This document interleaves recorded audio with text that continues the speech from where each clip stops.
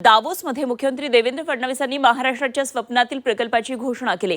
Innovation city हा टाटा समूहासोबतचा ऐतिहासिक प्रकल्प लवकरच उभारण्यात येणार असल्याची माहिती त्यांनी दिली आहे आणि या प्रकल्पाद्वारे मुंबईला कचरामुक्त शहर बनवणार असल्याचं त्यांनी यावेळी सांगितलं।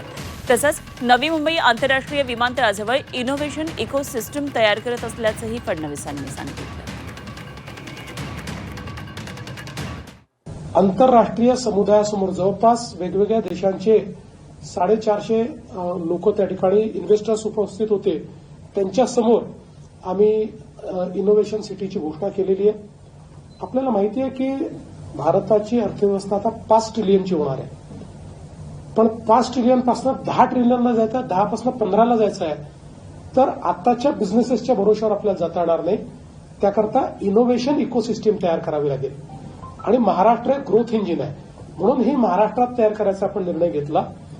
टाटा सन्सनी त्याचा आज जी काही घोषणा केली त्या घोषणेसोबत त्यांनी $11 बिलियन म्हणजे कदाचित 1 लाख कोटीपेक्षाही जास्त इन्व्हेस्टमेंट ही टाटाने त्या ठिकाणी घोषित केली आहे आणि लगेच आंतरराष्ट्रीय समुदायातनं देखील चांगल्या पद्धतीनं त्याला रिस्पॉन्स मिळतो आहे।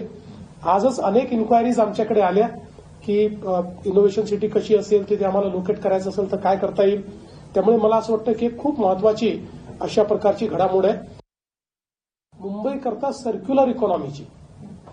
आपल्याला माहिती आहे की आज एअर क्वालिटी आणि वॉटर क्वालिटी या 2 अत्यंत महत्वाच्या गोष्टी आहेत। एअर क्वालिटी आणि वॉटर क्वालिटी सुधारण्याकरता solid waste, liquid waste, industrial waste, electronic waste, medical waste अशा सगळ्या गोष्टींना या सर्क्युलर इकॉनॉमीच्या माध्यमातून नवीन टेक्नॉलॉजीचा वापर करून वेस्टला वेल्थमध्ये कन्व्हर्ट करायचं आणि झिरो लँडफिल ठेवायचा, अशा पद्धतीनं याचा कॉन्सेप्ट तयार करण्यात आलेला आहे, जो ओव्हरआर्चिंग पद्धतीनं पुढच्या काळामध्ये मुंबईला एक सस्टेनेबल शहर म्हणून या ठिकाणी तयार करण्याच्या दृष्टीने हा देखील एक अत्यंत महत्वाची गोष्ट आहे।